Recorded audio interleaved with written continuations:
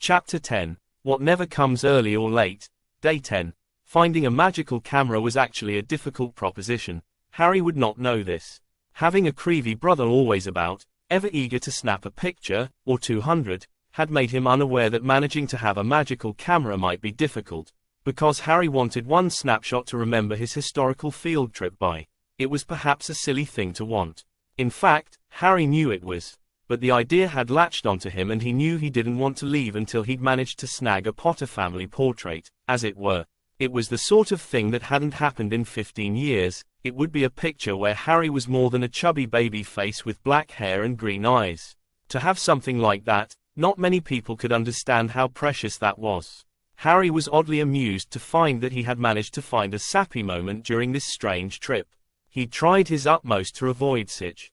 But to hell with it. If he wanted one bloody photo, fate would just have to deal with it. Morning, Harry greeted, feeling oddly happy this morning.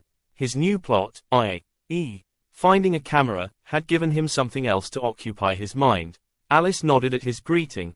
Frank opened a palm in a wave before yawning. I expected more excitement, Harry said dryly. After all, you are the ones who get to roam around the village today. Frank nodded.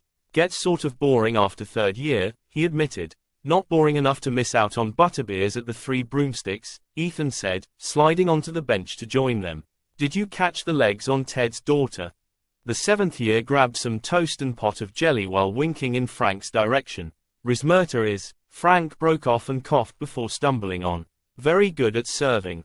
However, Alice didn't seem to mind whatever he'd intended to say. You know anyone around with a camera?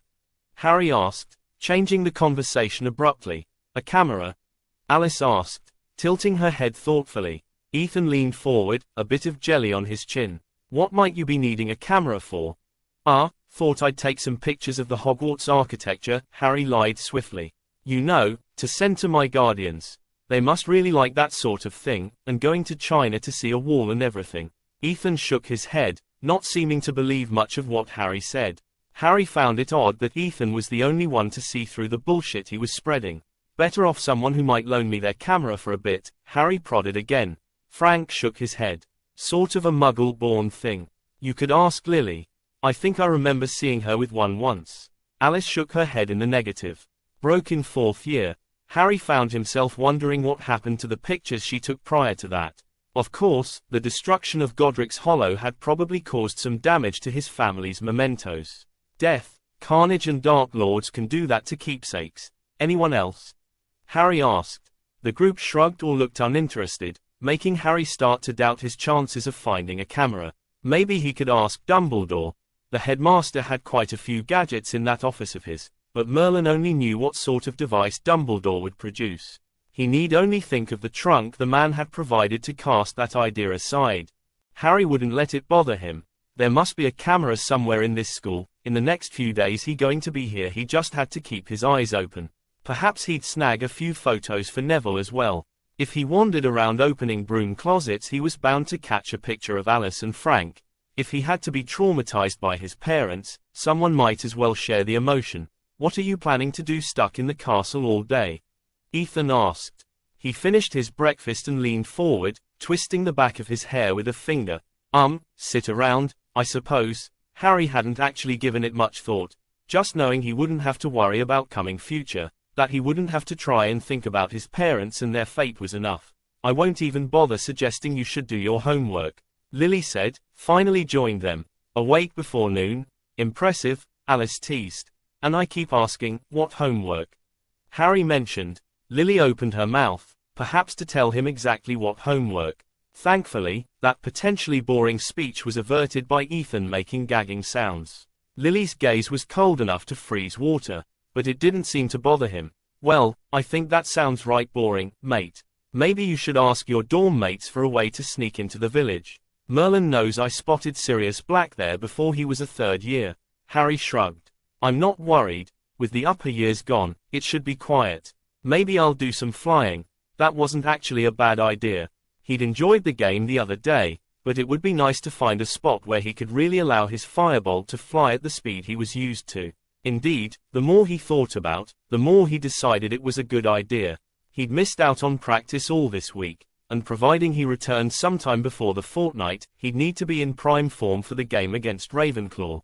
Cho was determined to make a name for herself before graduating, something he wasn't about to let happen. Well, if you think so, Ethan allowed. Morning, Harry, a new voice intruded.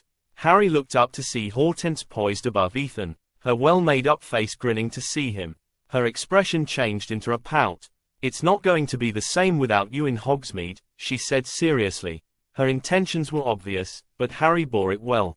But then, Frank had said that subtlety wasn't one of her skills. Seeing as he's never been to Hogsmeade, Ethan interrupted, it will actually be just the same.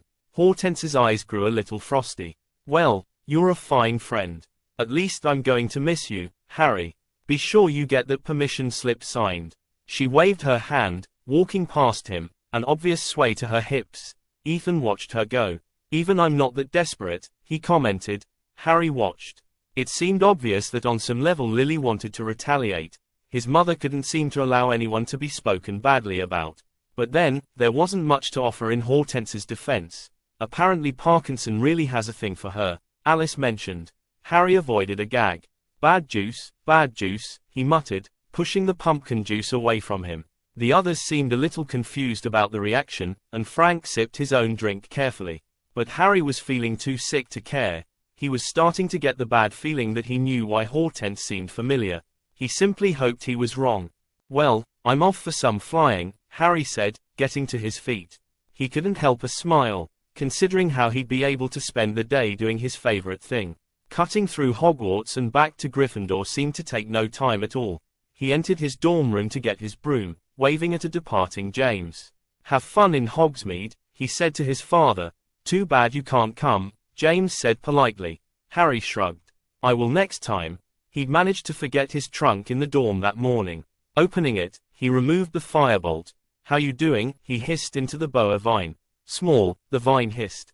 It didn't look like it was doing well. Away from sun, smashed in a miniaturized trunk, the vine had turned a rusty brown color, losing the vibrant green Harry had come to know it as. Maybe I can let you out some today, Harry considered. Stay, the plant argued. In its current state, the plant seemed to have some difficulty speaking.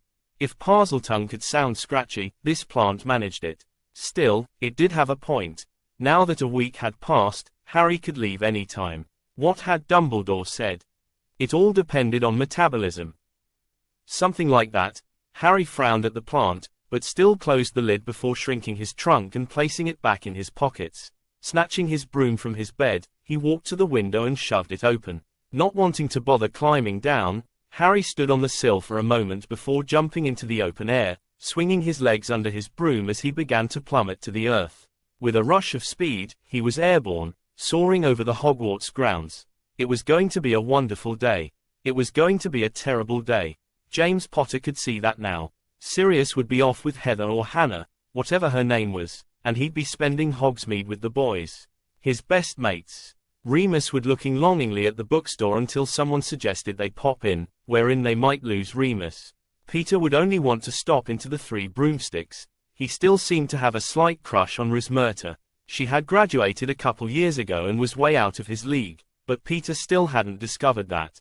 They'd amble over to the Zonkos at some point and restock for the coming months, which wasn't nearly as interesting as visiting a magical joke shop sounded. All in all, it might seem like a pretty good day, if you were back in third year. James had grown a little tired of the same old thing, especially when he'd had a little something else in mind. Or perhaps, someone, might be the better way of phrasing it. Lily Evans was the blastedest girl he'd ever met. Stubborn to the point of annoying, a temper to match her hair, all book smarts and no common sense, more loyal than any Hufflepuff, brave as any Gryffindor, and damned it all, he was pissed at her. The girl wouldn't give a bloke a chance. And, he wanted to know, what had he ever done to her?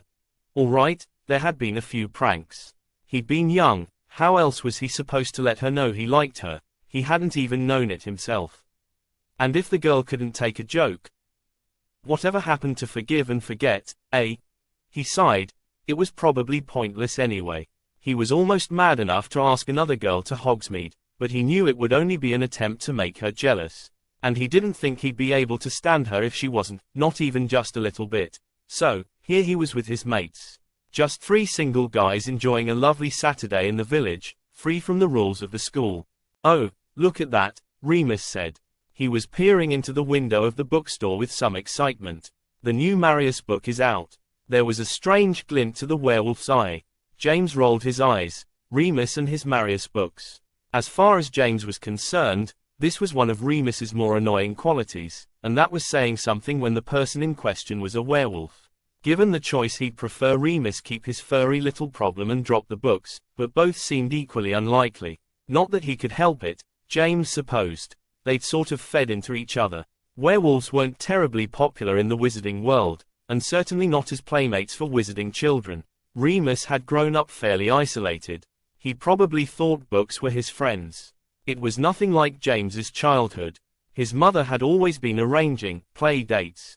He'd probably gotten together with every pure-blood or half-blood child within 2 years of his age. James watched as Remus looked at the cover of the Marius book, the 5th one, he believed. Why did he even know that? The bright purple cover was marked by a gold script, Marius Mage and Secret of the Tomb. What utter rubbish. Wizarding novels tended to be trash in the first place, but the Marius books tended to be the worst of the lot. Remus had tried to get all his friends to read them. James had stomached his way through half of the first book, Marius Mage and the Key of the Ancients. Despite his friends' disinterest, Remus would chat about them from time to time. Thus, they all knew more about Marius Mage than most wanted to. "Let's go in," Remus pressed. It was an unusually assertive demand from the prefect, so James shrugged and followed him inside. As if it would have been avoidable. Talk about feeling like a hippogriff in an apothecary. James looked around with his hands in his pockets, only a few Ravenclaws scattered about, their heads bent over books. No surprise there, Inks isn't about, is he? Thought James nervously. He and the owner of the shop had a row a few years ago. James still claimed that he couldn't possibly be held responsible for that small fire. The fireworks had clearly stated that they were inflammable. Was it his fault that the man's collection of fire elemental texts was sensitive to sparks? Sticking his hands behind his back, he peered about. Ducking further into the shelves, he looked around curiously. Maybe Lily would be here, he thought wistfully. Remus, on the other hand, was already hurrying up to Mr. Inks. He was short, balding man with a bulbous nose and small eyes. His rather large spectacles, however, had a way of magnifying those eyes to an alarming degree. "Ah, Mr. Lupin," the man greeted. "Mr. Inks," Remus greeted. "You have the new Marius book. I thought that wasn't supposed to come out until next month." Inks chuckled. "Ah well, there was a wee accident with a time turner. Seems the publisher got them done a bit ahead of schedule. I told the president of WWR Publishing not to fool around with time travel to speed up printing. I said to him, someday you'll break one and then really have a problem on your hands. Time sand really isn't something to mess around with. Better than late though. If they would have been late, I'd have had to close the shop to keep the Marius fans out of my hair. What is left of it anyway?" He patted his balding head with a chuckle. Remus nodded. "I'll take a copy." He wasn't interested at all in why the books were there sooner, just that they were there. Inks chuckled. "Yes. Got one saved for you. Figured you'd drop in today." Remus waited impatiently at the counter, tapping his foot against the floor, as Mr. Inks went to the back room for one of the books. "Can't keep 'em up front, they fly off the shelves." Literally actually, must be some new gimmick. Had Remus not been so preoccupied, he might have wondered where his friends wandered off to. Surprisingly enough, they hadn't left the shop. Peter was trailing behind James, who seemed to be looking for something. They'd wandered all the way back to historical fiction. Peter looked curiously at the cover of one of the books. It showed a well-endowed brunette having her shirt tugged at by a large Scottish, kilt-wearing swordsman. Will Wandora submit to Percival's passion? Peter found himself wondering if she would. He flipped the book over to read more. "Drat," James muttered. "What?" Peter dropped the book, moving away guiltily. "Nothing," James said. Lily didn't seem to be browsing the bookstore today, which seemed out of character, based on what little he knew about her. "Let's drag Remus away," he suggested. Peter nodded, casting one last glance at Bewitching the Wandless as he left. It took a moment to find their friend. Remus had joined the other patrons, sitting in a chair, his nose buried in a book. "Come on," James said, tapping Remus on the shoulder. "Huh." Remus looked up. "Ah. All right." He seemed a little hesitant but stood all the same. So you got another Marius book? Peter asked. Peter was perhaps the only other marauder who had demonstrated some interest in Remus's little hobby. Peter had even managed to read 3 of them, an impressive number considering that Sirius and James's attempts at reading, added together, didn't even equal a whole book. Does it look like the evil Lord Quietus next is going to come back? James suffered in silence. In the last book he made an attempt on Marius's life, but Marius was saved because the ghost of his mother came to him and told him what he needed to do. I was wondering if they were going to explain some of that in this book. How can she be a ghost and not be a ghost? That doesn't seem possible based on the ghosts I've met. Can you loan me that one? Peter asked. Remus nodded. Oh, come on, James vented. Don't you think these stories are a little far-fetched? He had to say it. No, it's very accurate magically. Ralston has a master level in magical theory. Remus's argument was something James had heard before, yet he couldn't help prodding it. Okay, so the writer has some fancy qualifications. That doesn't mean that story is logical. Marius Mage is just a kid the first time he comes up against Lord Quintuplet. Quietus next actually, Remus corrected. Yeah, well, he's like a first year, right? James questioned. He didn't wait for the answer. Is the evil Lord Quintuple just stupid or something? Why isn't he able to kill him? Remus shook his head. I've explained this. He was saved by his parents' love, I remember. And Marius has some sort of prophecy that only he can defeat Lord Quintastic, right? What was it again? A boy born to 2 renegades, born at the winter's end, he shall be the only one with the power to end these dark times that now consume us, Remus recited dutifully. It's scary that you know that, James said with a shake of his head. Anyway, how many kids out there could that have fit? What makes Marius the only one? And, is Marius stupid? He has all this money his parents left for him. Why is he sticking around year after year? He should go to Fiji or something. Marius wouldn't run away, Peter argued.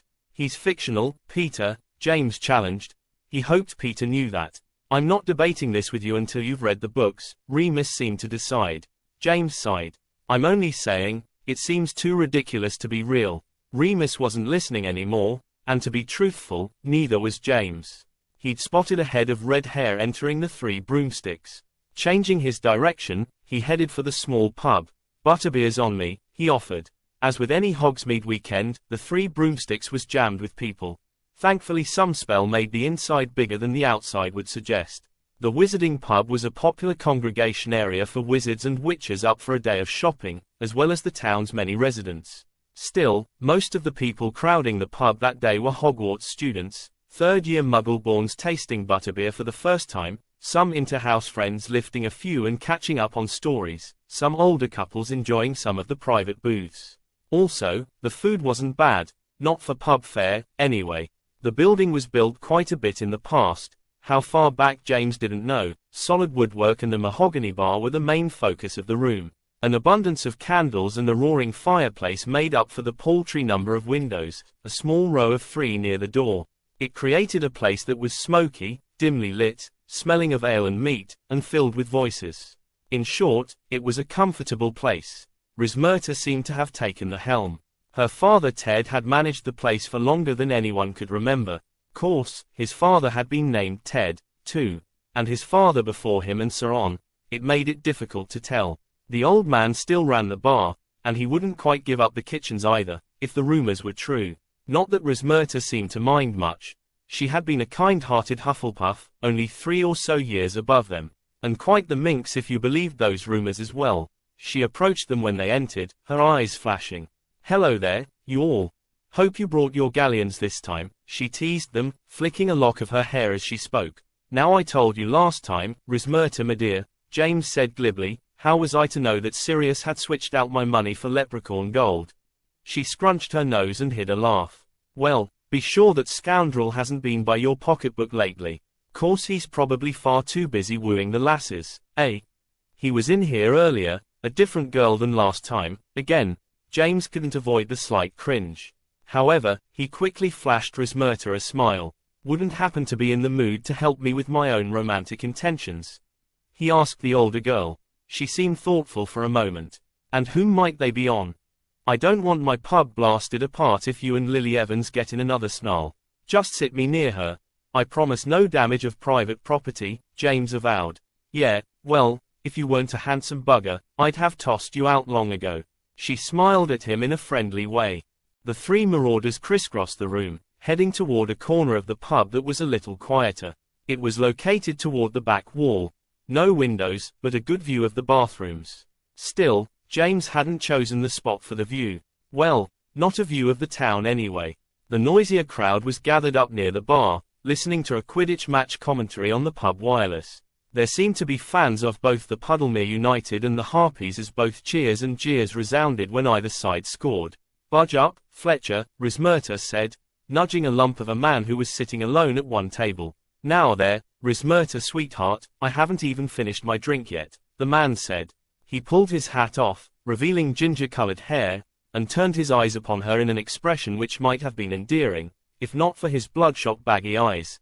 Go on up to the bar. Dad wants to talk to you about something. Now Rismerta dear, you know full well that I told your father that only half of those spoons I sold you were self-stirring spoons. If the if the spoons all needed to stir, he should have gone to the alley, not that he'd have found my price. The man rubbed his hands as he spoke, glancing up at the young woman with honest eyes, which again were only half convincing. It's not about the spoons, she said, waving the matter away.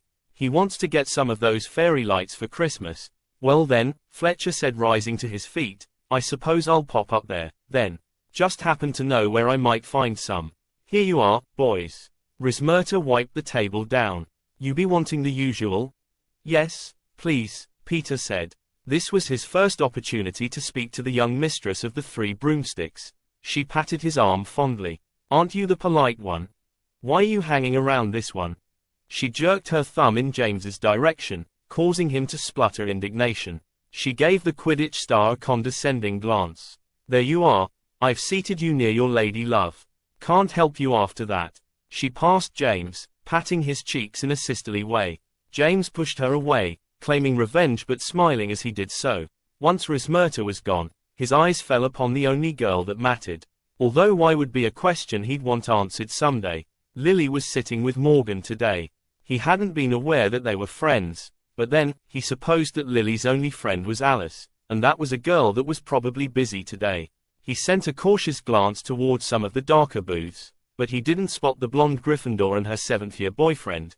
James looked over at his friends, who were being rather quiet, it seemed. Remus had already opened his Marius book, seemingly unaware of the noisy pub. Peter was glancing back towards the bar area where Rismerta was laughing with a few of the Quidditch fans. Well, they'd be of no help. Playing it casual, James got to his feet, sauntering behind Lily. Hello there, he greeted, whispering into her hair. Lily jerked. Merlin, Potter, what do you think you're doing? Just greeting my fellow classmates, he explained, leaning on a chair. And how are you today, Morgan? Fine, the girl answered, looking into her cherry-colored drink. James moved from Lily's side, leaning against the table and peering over Morgan's shoulder. You feeling any better after that stray bludger? He asked her. Go back to your own friends, supposing you have any, Lily hissed back at him. When was I talking to you, Evans? James asked, his tone dripping venom. Lily took a breath. Her lips had gone pale and her emerald eyes slitted. Don't you draw Morgan into this. Just because I said I didn't want to go to Hogsmeade with you doesn't mean you have the. A large boom shook the surrounding area, interrupting what was no doubt a tedious bit of drama. The tables around the pub jerked about, chairs were tipped over, and those who had been standing managed to spill their drinks upon their neighbors. James Potter hadn't had anything to drink. However, he had managed to fling forward slightly, his palms landing in a rather, enviable position. At least he thought so. Lily didn't seem as pleased about it. She shoved him off, her face growing red, either in rage or embarrassment, James wasn't certain.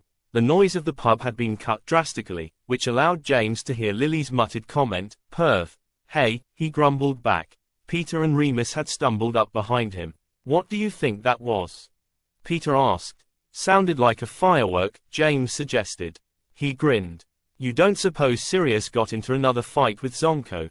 Remus, however, was looking a little more concerned. James, he said hesitantly, I smell smoke. James paused, not really knowing what that could mean.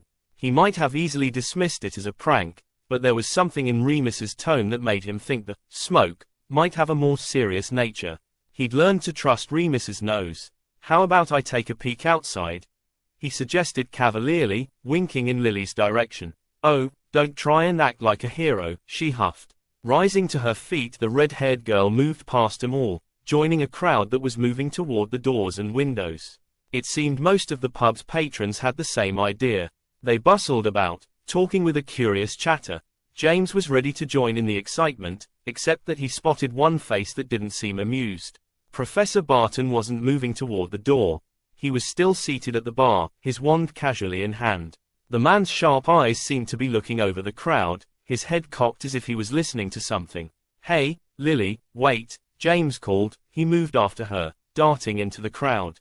Coming up behind her, he touched her shoulder, making her turn her head to look back at him. "Maybe we shouldn't go out there," he stated. Lily scrunched up her face in an annoyed gesture, then turned back toward the doorway. Suddenly the people in the front yelled in alarm. The people directly in front of them stepped back and a low mutter of complaints came as people were jostled about. Lily was elbowed by a tall fifth-year James recognized as a Ravenclaw. She winced and rubbed her shoulder. "Watch it," James growled at the taller boy. "I'm fine." Lily shoved him away, standing on her tiptoes to try and see what the commotion was about. The noise had stilled some and James was able to make out a few distinct phrases among the shouting. "The apothecary," "fire," and "Merlin's bleeding staff." The last not really of much importance. Another shockwave seemed to shake the building. Overhead, the beams rattled and sawdust filtered down upon the students and few adults who had come to a halt, no longer pressing toward the door. The silence seemed very thick after the loud commotion that had rent through the crowded pub just moments ago. One figure moved at a quick pace toward the fireplace. "Well, Tar, Rismerta," the man said. James recognized him as the Fletcher man who had been at their table earlier. He tossed some green powder in the flames, shouting his destination. Only nothing happened. After a moment of waiting, the man jumped out, patting the hems of his trousers that had caught on fire once the magical flame had reverted back to its normal state. "Caw," the man cried, still swiping at his singed trousers. "There is something wrong with the flue," he announced to the room, although that should have been obvious. Another boom sent people tottering again, banging into each other. Some girls screamed and someone must have fallen down and gotten hurt because James heard what sounded like pained sobs. He tried to look over people's heads, but it was simply too shifting and chaotic to figure out where the noise had come from. The shaking ceiling had worked to panic more individuals. "Let's get out of here before the roof falls in," James heard someone behind him shouted. The unseen figure was soon jostling James, and was joined by half the crowd, all fiercely determined to reach the exit. Having a little more weight and height, James dug in his heels and managed to fall to the side. He looked around startled to spot Lily being pushed forward along with the others. He caught her gaze for a moment and thought he saw shards of fear in her emerald eyes, although her expression was a tight line not emitting any emotion. "Lily," James called, flinging himself into the crowd, he trying to catch up with her. A hand latched onto his robes, tugging him back. He spotted Peter clutching at him nervously, his gaze meeting James as if to ask for instruction. He knew his friend wasn't the sort to handle difficult situations well, but he found himself irritated at the moment. He shook the shorter boy loose and plunged back into the crowd. "Lily," he called again. Caught in the push towards a door he couldn't even spot anymore, the faces of these individual people had all blurred into an indistinct crowd hung on its own instincts. "James." A voice suddenly reached out to him. He turned around, spotting the point of his search. Lily was pushed against a wall, managing to have stopped just short of the door. She seemed to be sheltering something beside her, taking the rough jabs that came her way as she fought against the tide of people. James wasn't quite as polite, knocking people out of his way. He reached her side and tried to block her from the onslaught with his back. It was only now that he was near enough that he could tell what, or rather who, she was protecting. A young girl was latched to Lily's side. She must have been a third year, but she was very short and thin. James didn't know her, but tears streamed down her face pitifully. "I think she broke her arm," Lily said, trying to reach above the din. "What?" James called back, moving his ear closer to her lips. "She broke her arm." Lily yelled, but it was still difficult to hear, even with her breath washing against his neck. James looked back at the little girl. "Let's get away from here," he called. He'd been stuck in the back several times as people tried to leave, but he didn't really think of that now. Looking at the girl's tearful face, he felt utterly unequipped to help her, but getting her out of the mob couldn't hurt. James held out his arms to the girl. She looked uncertain, so James gestured, picking her up. It didn't turn out to be as heroic looking as he thought it would be. Because of her injured arm, and the push of the crowd, he found himself lifting her more like a potato sack. He'd just had her settled against his chest steadily when a sharp jab to his side sent him sprawling. With the additional top weight the girl was providing, his balance was thrown off. He gripped her legs tightly, trying not to lose her in the scuffle. "Budget," a tall man grunted as James struggled to regain his footing. Only 1 foot on the ground, he was twisted around and pushed out of the pub. The girl wrapped an arm around his neck, almost strangling him, but he managed to shake her off some once he was on solid ground again. He staggered, looking around at the sunlight. He managed to catch himself before taking a tumble and making a real ass of himself. He would have said that it was nice to be out in the fresh air, but it really wasn't that fresh. The acrid smell of the burning apothecary filled the air with a smoky smell that made him cough. Once again, he was shoved out of the way as another exiting patron seemed determined to move in his direction. He rubbed his chest grumpily with his free hand. Maybe his valiant effort to block Lily had not been the best idea. It was just a fire. People didn't have to panic so. Lily burst from the pub, her expression more annoyed than worried. "There you are." In the road, people were able to span out more, heading in whatever destination they thought best. She approached them quite easily, which was slightly annoying considering how James had been shuffled about. James had landed in a position out of the main flow of travel. Most of the students were heading back towards the castle, while some of the adults seemed to be Hogsmeade locals and were hurrying home to check on their own properties. Either way, it was either left or right. James had wandered straight, ending across from the 3 broomsticks. People still seemed to grapple about, trying to decide whether they wanted to exit or not. "Are you all right?" Lily asked, her manner oddly caring. "Lils, never knew you cared," he replied with a cheeky grin. Maybe he was growing on her. She frowned and narrowed her brows angrily. "Ah, that was an expression he knew. I wasn't talking to you, Potter," she spat. "What did you think you were playing at, acting the hero?" "I said she broke her arm, not her leg, you idiot. She could have walked just fine and then we wouldn't have been tossed about. No big deal, right?" James argued. He looked down at the slim girl he was still carrying, and set her down gently. "See? All's well that ends well. I wasn't actually wanting to leave the pub," Lily said frostily. "You can go back in, no one is stopping you." Arguing already. Remus appeared at their sides, looking only faintly amused.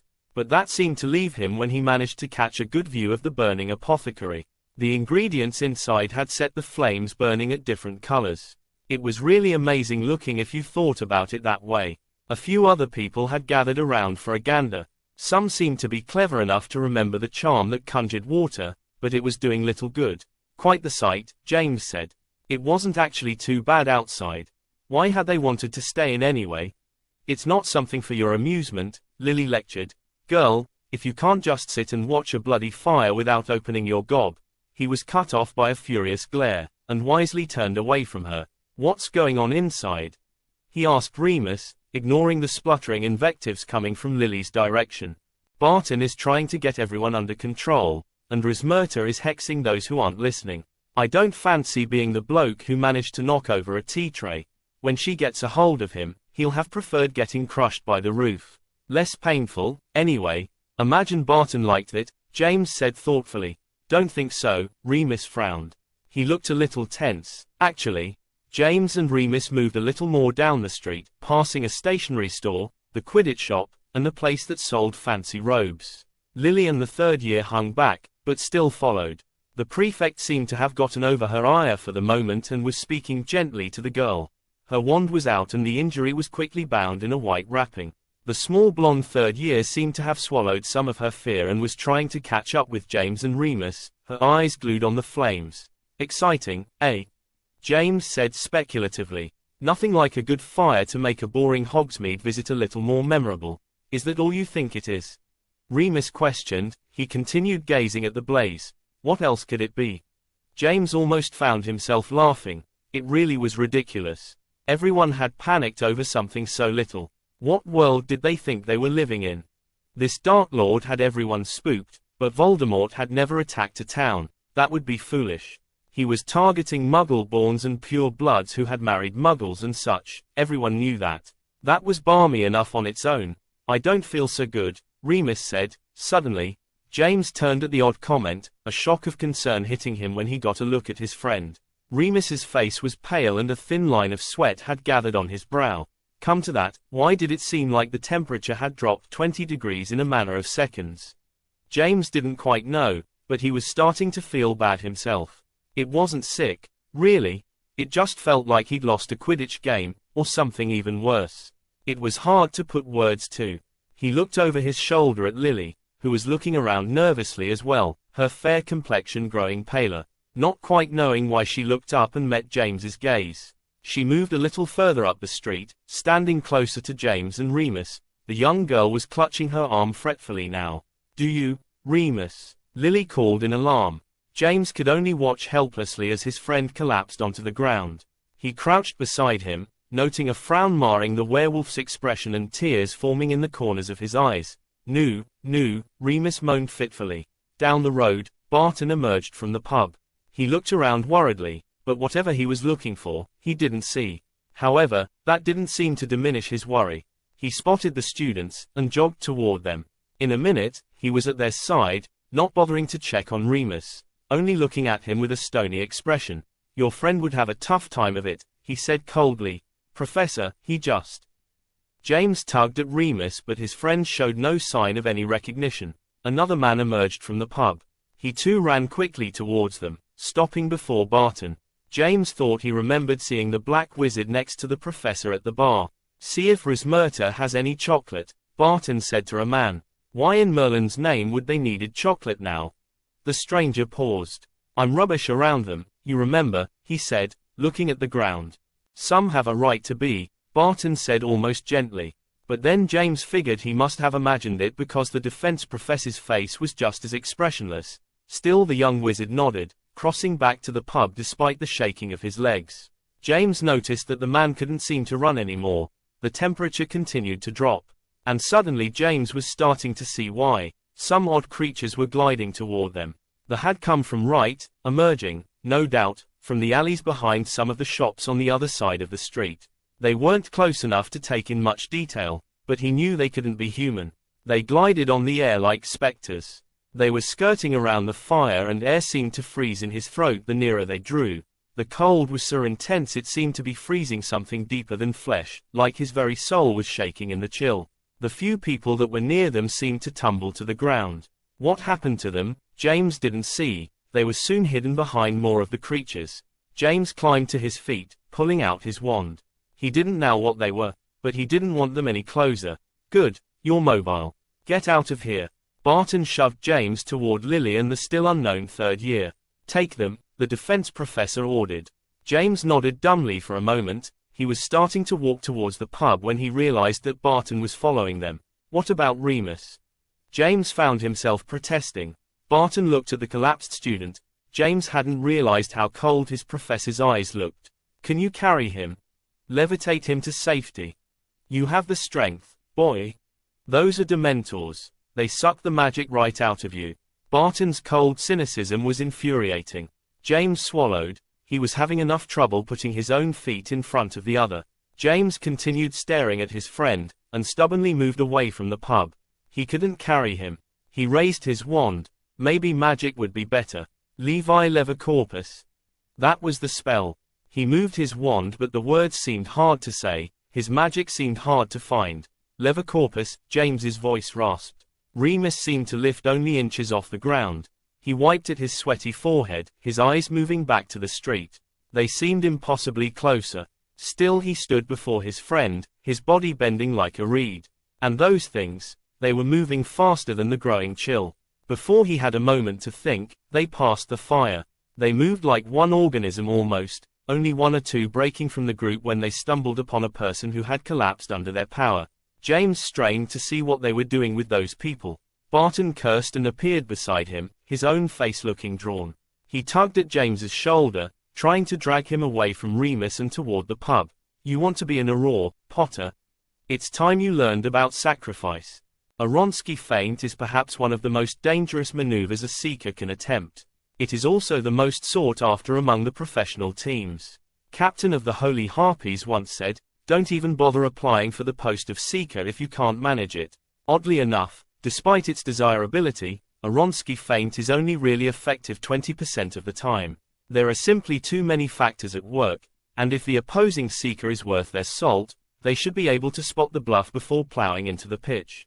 Also, the fact that the move has made it into even an average seeker's training manual, well, it takes away some of the surprise. When it was, or would be, depending on your frame of time, invented, Joseph Wronski managed to trick a good deal of his opponents. Now, however, it had become somewhat stale. Perhaps the real reason it is so popular has more to do with the fact that crowds seem to enjoy it, giving an exciting edge to a Quidditch match. Showmanship has always been a part of any professional sport, but there is actually another reason why coaches prefer their seekers to possess the skill. Frankly, it is a good judge of nerve. Seekers need to be fearless, they need to ride the winds at breakneck paces, all to chase after a little winged ball. Good seekers are always courageous, but the really great ones are also a little mad. They have to be. They have to be the sort of people who forget about gravity, the sort of people who leave more than just the ground behind. And if a seeker can perform a picture-perfect Wronski feint, well, they might have the sort of madness that a team is looking for. That being said, it spoke to Harry's character that the Wronski feint was his favorite Quidditch play. He was enjoying the empty Quidditch pitch now, flying sharp Wronski feints and loving the rush his firebolt gave him when he let it out full speed. He called his current flights sharp Wronskis, but it was almost a different flying pattern. Probably pointless in a game, but hell of a lot of fun to fly. He'd fly almost vertically down, then arch up just as suddenly, forming a parabola. Not that a mathematical term meant much to Harry.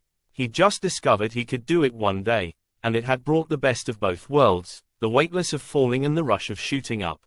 It had given his Quidditch mates back home coronaries, but it was a great ride. The only downside was the sudden urge to puke from time to time, but if you could control your gag reflex, no problem. A faint boom was enough to break him off course. Harry had been flying upward when he jerked at the echoing noise, losing his altitude and falling slightly to the left. He couldn't see anything, still surrounded by the Quidditch stands, but he corrected his flight path and was soon soaring above the stadium. Smoke was already beginning to mar the blue sky, making it easy to spot the source of the commotion. His heart thudded uncomfortably in his chest as he watched the grey smoke curl ominously above the town of Hogsmeade. It could be harmless, but he knew it wasn't. He didn't think. His broom was already moving in that direction. Where others might dismiss, Harry reacted. Despite what some potions masters may think, he did have a brain, and it caught up after a moment. What was he thinking? This wasn't the present. It wasn't as if he could change things. Harry hung absently on his broom, the edge of the Hogwarts grounds below him, his eyes watching the rising smoke with a grimace. It had already happened. All time travelers were meant to travel, and hence if they didn't travel history would not be as we know it. So I shan't tell you to be too careful. If you were meant to do something, then you've already done it. Ah, he knew that voice. That was the sort of thing that Dumbledore said, utterly unhelpful. Another explosion seemed to rock the village of Hogsmeade. A cloud of smoke emerged from the town. He tried to look away, to turn his back on it. This wasn't his problem. Who am I kidding? Harry thought grimly. He let his broom slip higher into the air. The wind currents buffeted against his face, pressing his glasses against his skin and making his hair lie flat against his head. Hogsmeade wasn't far from the Hogwarts' grounds, but he chose to climb higher rather than approach the town directly. He was nearing the border of the village when he felt them. Perhaps he should have seen them first. A quadrant of tall, black-robed, soul-sucking monsters isn't really something that can hide on a sunny day, even in a magical village. But he didn't spot them. He felt them, that same chill, the rush of memories that seemed to drag him down faster than gravity. He was practically a Dementor alarm bell. He pulled his broom higher, trying to shake off some of their power. He needed a clear head, and since he had the chance at a bird's eye view, he was going to take it. From the air, the small village of Hogsmeade looked like the best toy train set. Little brightly painted houses, the main avenue showing crooked brick streets and alleys branching off like dark rivers. Some of the houses were a little more modern with shingled roofs, but a few rooftops gleamed the golden hue of thatch. The train station was off to the west, near the lake, but the tracks ran alongside the town, seeming to box the place in. Harry could spot his favorite stores. Having spent 3 years wandering through the small town, he was quite familiar with the small hamlet. And, as with much in the wizarding world, not much would change in the next 20 years or so. The 3 broomsticks welcomed you into the town from the west, and further down the main road, you would find Zonkos and Honeydukes. A few shops that didn't usually appeal to students were scattered in between. Harry vaguely remembered a bookstore, a robe boutique and an apothecary. Some residential homes were settled more to the east, and ramshackle apartments, usually home to recent graduates of Hogwarts, were settled in the eastern alleys behind the stores. The alleys were also home to a few of the shops not usually recommended to witches and wizards. Hags, vampires, and other creatures were known to frequent these spots. Stores that could sell a variety of hard-to-find items, bottles of rare blood types, the occasional dragon egg, and robes for all difficult body types. March Hare's wares, too tall, too lean, an extra arm in between. Hurry to the March Hare. Giant sizes available upon request. All in all, it was a harmless little magical village, at least, it should be. Harry watched the scene playing out before him with an old sickness in the pit of his stomach. A building he believed to be the apothecary, if the green and purple smoke was any indication, blazed unattended. Another small fire, likely someone's home, also filled the air with thick black smoke. From the small house Harry watched as a green skull and snake rose upward, adding a sickly color to the bright afternoon. Harry's grip on his wand tightened as he watched the symbol glow despite the daylight. He hated Voldemort's idiotic final touch. Really? Really? Did the megalomaniac have to leave a calling card? Kind of cliché, wasn't it? Oh well, why not go with what works, eh?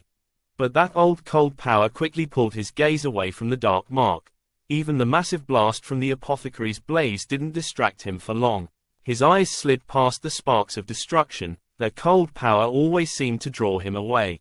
He'd worry he was a little masochistic, if he had the time to worry about such things. He was already too late. He felt numb as he watched Dementors coming from the east, a litter of bodies lying motionless in their wake. He was far too late. Sacrifice? James Potter fumbled with the word as if it were a foreign thing. That had to be a line, right? Barton was posing. They were students, this was Hogsmeade. Things like this didn't happen on sunny afternoons. This sort of choice required nighttime, rain, and lightning. You didn't decide whether you left your friend to die on pleasant days. Behind them, Lily cried out. Professor? She called weakly. James glanced back to see Lily supporting the slumped body of the young girl. Merlin, he needed to learn her name. Lily was looking pale as well. She had lowered to her knees to try and keep the girl somewhat upright. Too late now, Barton said harshly. He wiped the sweat on his brow looking at James tiredly. You're going to need to think of something happy and repeat after me. Lily finally settled the girl on the ground, moving to stand in front of her. Good girl, Barton instructed. Stand with Potter here. For once, Lily didn't argue. She joined James in shielding Remus. She swallowed heavily. Her hand tightened on her wand now that she stood defiantly before these creatures. One of the Dementors fell behind, standing over a figure that had slumped in the distance. For once they were too close to lose sight of what was happening. James's curiosity forced his attention. The man's arm twitched as if under some sort of fit while the creature stroked his face in what might seem tender. James stood numbly, finding it hard to breathe as the thing lowered its hooded face over the man. The unknown man jerked again, his body spasming as the creature's skeletal hands clutched at the man's shoulder. James wished he had looked away, selfishly glad that he hadn't seen this happening before. Expecto Patronum. A voice above him yelled. The defense professor had his arm extended as a silvery bear emerged from his wand, bounding toward the creatures. The Dementors moved back only inches. The bear couldn't drive them all away, the spell merely seemed to bite at the monster's heels. James raised his own wand. Barton had said to think of something happy. That seemed nothing short of impossible. Still, he dredged his mind, trying to find one happy moment in his life. They all seemed so fleeting and insubstantial at the moment. Finally, he grasped a hold of when he'd first learned of his animagus ability. Expecto Patronum, he shouted. Nothing happened. The pronunciation had seemed a bit off. Patronum, Lily corrected tiredly. Think of something happy, he encouraged her. Expecto Patronum. He called again, forcing as much magic as he could through his wand. Some white mist emerged, but died just as soon as his lost concentration. A strange shadow seemed to dart across the ground, and James found himself dreading that perhaps Dementors could fly. He didn't want to look up just in case he was right. Barton didn't seem as pessimistic. His gaze shifted from the Dementors for a moment, but he only frowned and returned his focus back to trying to drive away the massive amount of Dementors that had descended onto the village. But it simply wasn't enough. James didn't know if that was the depressing power of these monsters speaking, or if it was the truth. Either way, it seemed impossible for one Patronus to drive back such a large number. The bear would move to the left, and those on the right would inch closer. James felt his knees weakening and his vision began to swim. Expecto Patronum. A new voice entered the scene. James looked up, blinking against the sun. Riding in on a broom, his hair swept about by the wind, Harry Tempest arrived in Hogsmeade. His speed on a broom was impressive, but that wasn't what James was watching. Harry held the shaft of his broom with one hand. In the other, his wand was fully extended, a burst of silver light flying out before him. Harry landed on the ground easily, slipping off the broom when it was still a few feet in the air. One arm held onto the handle as he fell, and he pulled the broom close to his side. His eyes, however, never left the silvery creature he had created. Charging ahead and facing the Dementors with no fear, a large silver stag used its horns like a ram, goring into and scattering the Dementors. The creature was impressive. At least 15 hands across with antlers that reached higher than most men were tall. This Patronus also seemed more concentrated. It looked more like a tangible animal than the defense professor's shimmering bear. James knew he was biased. How could he not admire such a great and noble form? Tempest, Barton grunted. I thought you weren't supposed to visit the village today. What can I say? Harry allowed with a shrug. I was never one to follow the rules. And you've got some Death Eaters coming from the right. Harry jerked his shoulder in the direction he had seen him nearing. The Dementors were being herded out the city. The two Corporal Patronuses doing what one alone couldn't do. Although James wondered if perhaps it was Tempest's creation that had them fleeing. The Auras should be on their way. This much spell damage and the pack of Dementors can't escape their notice. Barton shook his head with impatience as he spoke. He seemed to have little faith in his place of previous employ. Always late, Harry agreed, dismissing him casually. From behind him a few more citizens were emerging from the pub. They crossed the open street looking around with squinted eyes. James noticed as Barton's friend from earlier approached. His hands held something and he gave it to Barton unceremoniously. Barton opened the silver wrapping and stuck the dark food in his mouth. He tossed some to Harry as well, who tore off the wrapping and bit into it with a slight grimace. Baking chocolate, he grouched. Terrible thing to do to a sweet. James and Lily got their own pieces. Harry was already kneeling next to Remus, opening the werewolf's mouth and letting a small bit rest on his tongue. Chris, the man James recognized from earlier, gave Harry a curious look. Sorry, too bad we weren't at Honeydukes, the man joked lightly. Harry looked up and was surprised for a moment. The newcomer looked young, probably not out of Hogwarts long. Harry thought he looked strangely like his roommate Dean Thomas. A few other people were milling about now that the Dementors had gone, most coming from the residential area of the village. One older man approached those that had been kissed and he kicked the booted foot of one soulless shell. Bad business, he muttered. You know who is behind this. But coming out into the open like this, what's he playing at? Somewhere down the street, someone started screaming. Get back inside, Barton said harshly to his students. He paused for a moment when he looked at Harry, but seemed to decide to bunch them all together. Harry looked down at Remus, who was just starting to come around. You get her, I'll take him, Harry answered. He nodded to Barton before the professor turned on his heels and darted toward the screams. James picked up the little girl, this time managing a more heroic pose. Not that he had noticed. Remus, James said with some relief. You all right, mate? The little girl was still dead weight in his arms, but Remus seemed to coming around. Harry helped Remus to his feet. Remus took the arm reluctantly. Still, it was obvious that he couldn't stand on his own power. Everyone still seemed a little shaky. I'm fine. Were those Dementors? He spoke softly, a bookish, clinical tone wiping his friend's concern away. Yeah, ugly buggers, James agreed. They paused for a moment when a loud banging noise came from outside. They stood still, their ears straining for more. We should get inside, Lily advised, her tone a little more tense than usual. Her hair flicked in the wind as she looked around nervously. Yeah, Harry agreed.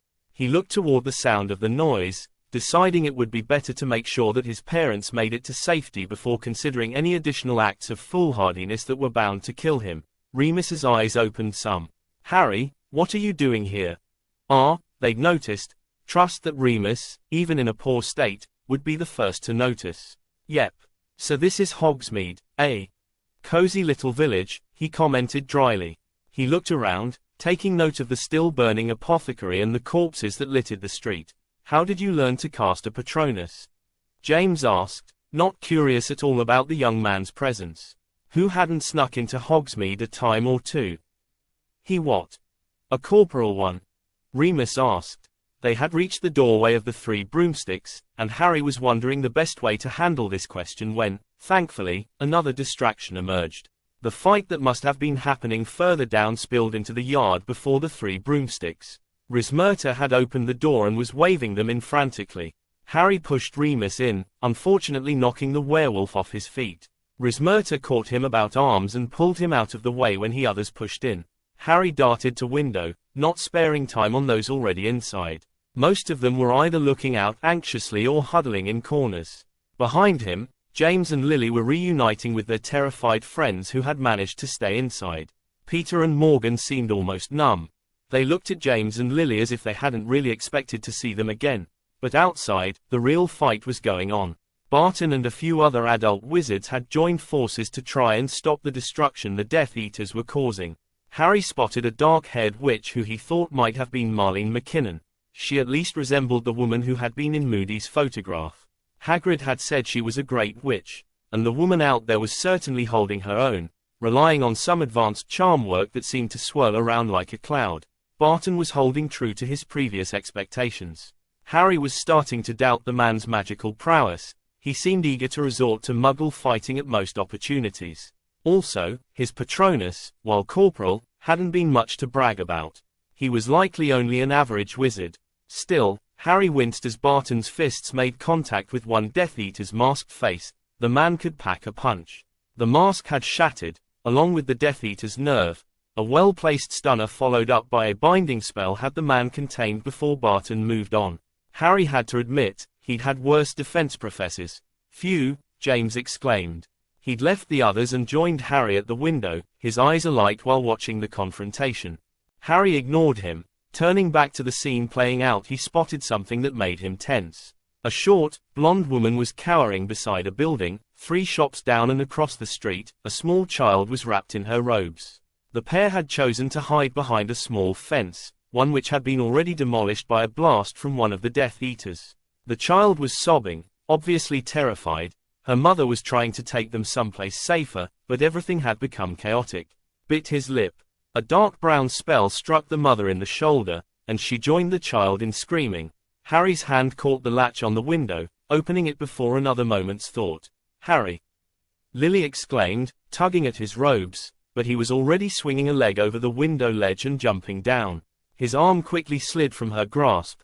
Moving through a battlefield wasn't something Harry had much experience at, but he'd dodged curses before. What it came down to was spatial awareness. He moved through the fighting adults, raising a shield and ducking when needed.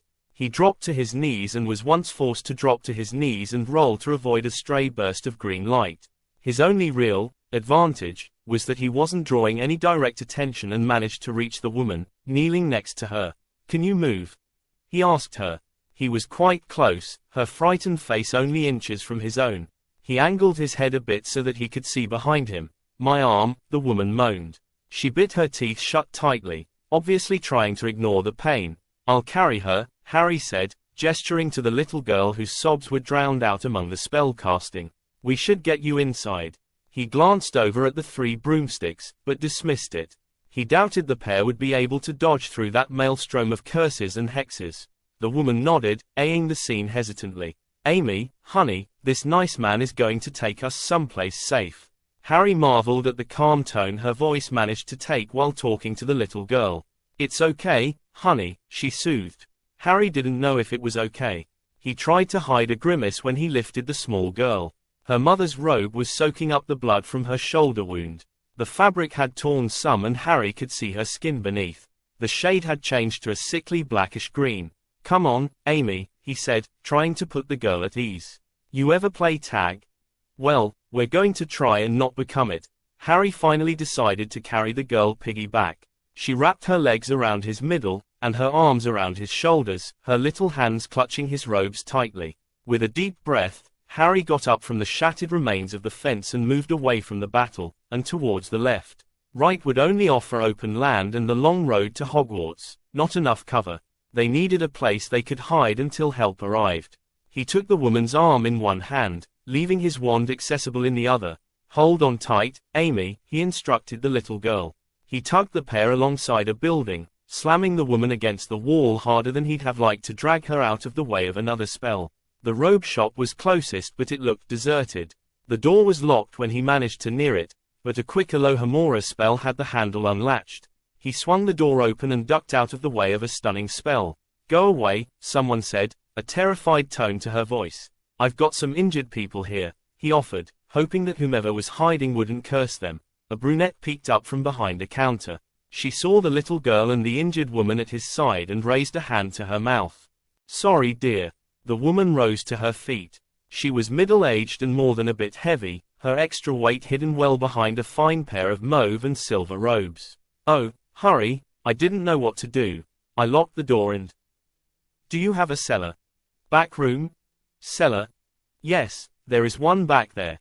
Use it for storing." "Great," Harry interrupted. "I'd suggest you bunker down there until the auras have things under control." Harry shuffled the woman further into her store, ignoring her confusion and sputtered arguments. It wasn't until that they were all three women were down in the cellar did she manage to speak up more. "Now see here, boy, I won't be ordered about in my own shop. Just who do you think you are?" she hissed irately. "Someone smarter than to think a simple locking charm is going to keep Death Eaters out," Harry answered. He slammed the cellar door shut, and turned back to the main room. He heard some angry noises coming from below, but it seemed the woman was invested in her own survival enough to stay put. Harry crossed back out the main room. The shop was mostly unharmed. A stray curse had busted through one window and singed a hideous green velvet robe, certainly an act of mercy. His eyes instantly sought out the fight. Neither side seemed to be gaining any ground. The few citizens of Hogsmeade who had gone out to fight hadn't taken the matter easily. Once again Harry's eyes were drawn the witch he believed to be Marlene McKinnon. She certainly had a way with magic. Her spells were fast and looked complicated, a swirling tangle of different colored spells. Harry wondered how she managed to have her magic hang in the air around her like she did. Death Eaters seemed hesitant to get too close. Barton's friend Chris was also a confidant fighter. He didn't seem to have Barton's penchant for muggle violence, but his spells were very accurate. Once again, Harry found himself oddly reminded of his dorm mate, Dean Thomas. The wizard had been a member of DA. His and Chris's fighting styles were. There was little flash, few spells cast, but each move was made to count. Harry watched dispassionately as the man struck a Death Eater with a powerful-looking burst of orange light. The robed figure collapsed bonelessly to the ground. But it wasn't only the Death Eaters who were sustaining injury. A short man with red hair was brought down by a stunner. Not far from him, blonde witch was pushed aside and fell painfully onto her arm. Across the street a thin man took a cutting curse to the shoulder and the people near him were sprayed with his blood. Harry blinked. A portkey must have activated. Suddenly, the street was fuller. A group of auras had finally arrived. They wore their official dark blue robes, now creating a unifying presence to go against the Death Eaters' black. The citizens out in the streets seemed to hearten renewing their efforts. Harry thought he heard the cheers of some people hidden among the town. It seemed that whatever your politics, everyone was relieved to see auras arriving. Harry's gaze focused on the three broomsticks. In one window he thought he saw his father's smiling face. It was too difficult to tell through the glare, but it seemed like a James thing to do. Harry looked back at the cellar. They should be safe. Perhaps he should consider making his way back to the pub. Indeed, things were looking up. Within the first few minutes, the group of auras were jumping into action. Their portkey had settled them in the middle of street, spaced tightly together. In only a moment they had spilt into two groups, one moving east, the other west. Each group had two levels. The first row had strong shield charms. They plowed down the street, their boots moving at a steady march. Behind them, another row of auras used the cover to fire spells at Death Eaters. As the groups marched in opposite directions down the street, they absorbed and aided any civilians caught in the battle as well as helping those that had been injured. They were cleaning the street in a very deliberate and methodical manner. The black-robed Death Eaters were being pushed out, unable to combat these numbers. Harry felt an odd sense of nervousness. Was it just him, or were there more civilians out there now? What were they doing out there? He'd been out there ducking for cover only moments ago and he hadn't noticed that many people on the street. It didn't make sense. True, the auras were gaining headway, but it didn't make sense to come out when the battle was only half won. A green light flashed, lurid and blinding. And then another. And then another. The green glare was suddenly drowning the street. It seemed like his eyes were tinged with the color. The light played across the room cruelly. Harry blinked away, feeling an emptiness rise in his chest.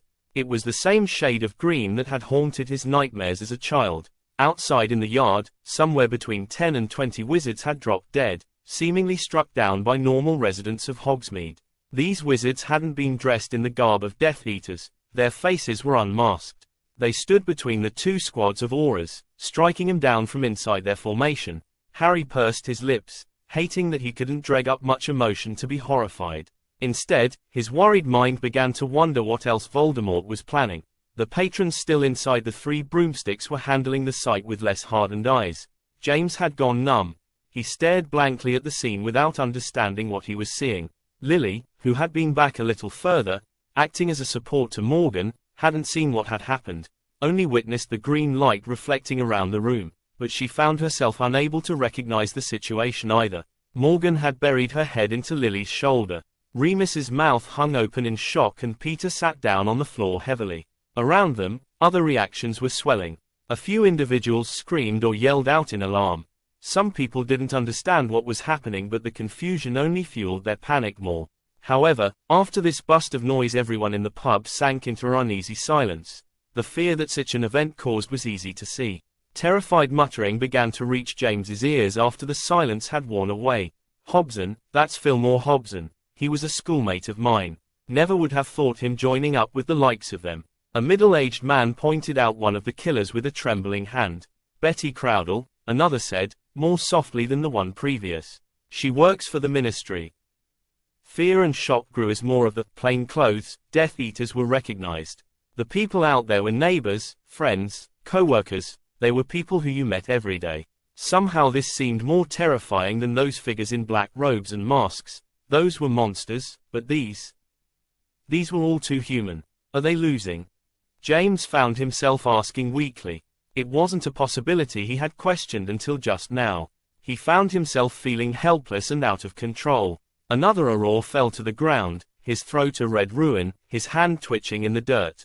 While the people in the pub had reacted to brutal and merciless killings, those actually on the battlefield hadn't had time to pause for breath.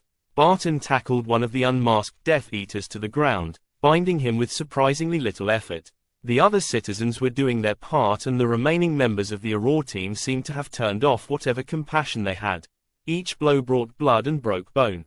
Boom! Another explosion rocked the ground, this time startling even the Death Eaters who must have started the blaze.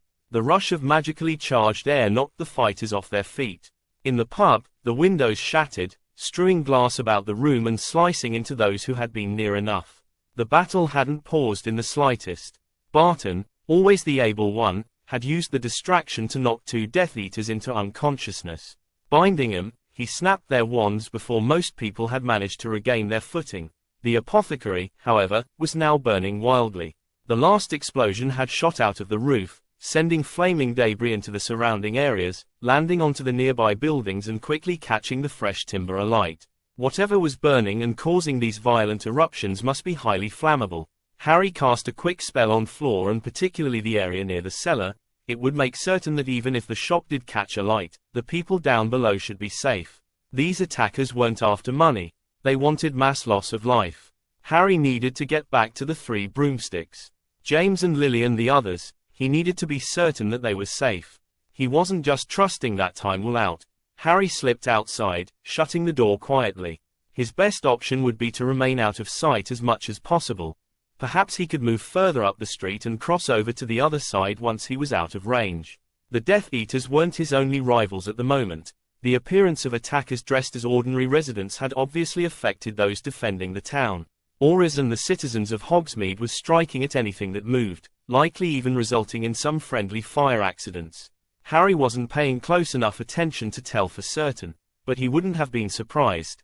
Harry ducked out of the way of a glowing orange hex. It arched over his shoulder as he spun towards the ground. He tossed himself behind an overturned trash bin that had somehow ended up in the street. His green eyes looked over, spotting the caster dressed in raw robes. Yep, good idea to be careful. He kneeled for a moment, trying to find his chance to move again. He rested his hand on the ground, pulling away when his fingers brushed something soft. His hands had rested against someone's robes, an older wizard dressed in mottled green. He was bound tightly, ropes wrapping around him from shoulder to knee. Harry looked at him absently for a second, staying out of sight of any Death Eaters or auras. The man didn't seem like much of a Death Eater, he thought. He had kind eyes, hidden behind chubby, muggle-looking spectacles. And those eyes seemed to stare ahead mindlessly, almost as if he had been turned off. He lay in the dirt, not putting up any sort of effort to move or untie himself. Rather odd really. His feet were still loose, he hadn't been knocked unconscious, and yet he lay there rather peacefully. If he hadn't blinked, Harry might have thought he was dead. What was it about those eyes that was bothering him? He felt like he'd seen that sort of mindlessness before. A short lull gave him the chance to get to his feet and move into one of the ally openings. Another spell struck the wooden shutter right where he had been, the dark energy burning into the material like some sort of acid. Harry shook his head resignedly. He had feeling it would take some time to get back. He leaned against the wall and stared absently down the alley. Maybe he could work his way back behind the buildings. That idea was quickly extinguished when he saw a brick wall. This path was little more than a space to store trash. It was also storing someone else, and Harry's eyes narrowed. James. Harry could only offer surprise. "What are you doing here?" he demanded. James Potter was crouched near the end of the small alleyway, his back pressed against the building across from Harry, while much of his body was hidden behind a crate that had once held something called Mabel's elixir. "Harry," James offered with a grin, "what are you doing here?" Harry found himself asking again. He crossed towards James, suddenly feeling like the parent of a disobedient child. "You know," James offered, "doing what you're doing. Did you get to the girl and her mum okay? I wanted to help, you know, after." James trailed off uncomfortably. Harry knew what he was referring to. Someone had once told him that people deal with terror in different ways. Most people did the same thing. Crawl into the fetal position and pray that it all ends soon. He had to ask, "Don't you think that was a little stupid?" James frowned. "Then why are you doing it?" Harry could have answered, "Well, Dad, perhaps it's your ruddy genes that have me act this way."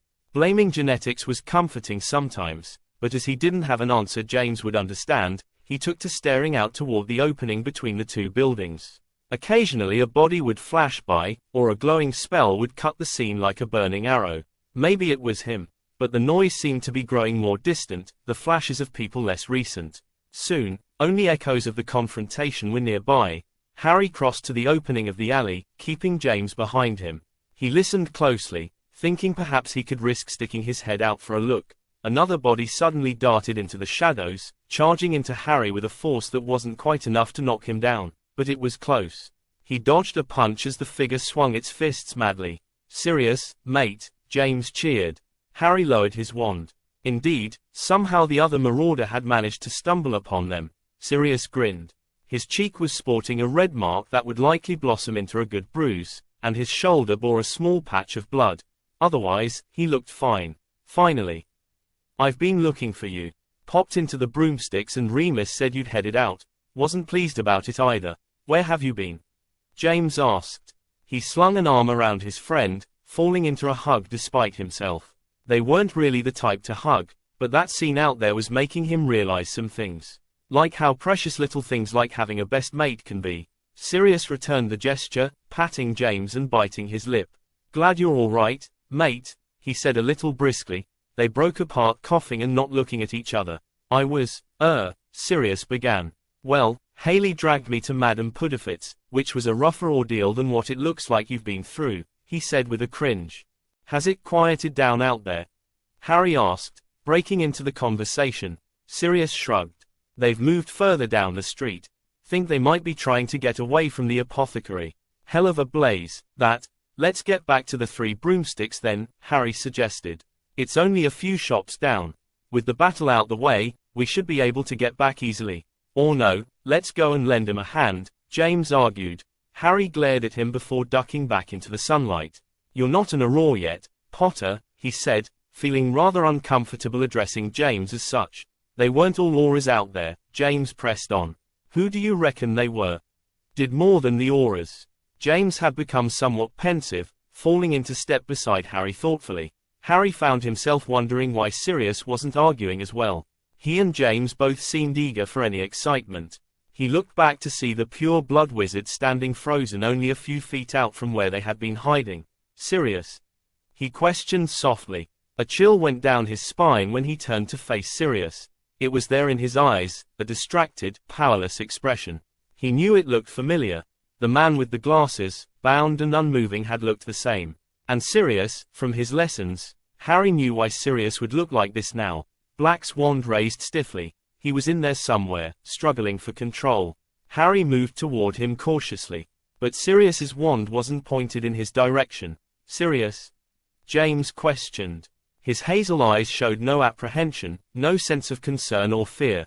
A blast of green light jumped from the marauder's wand. It tore through the empty air, chased by a scream.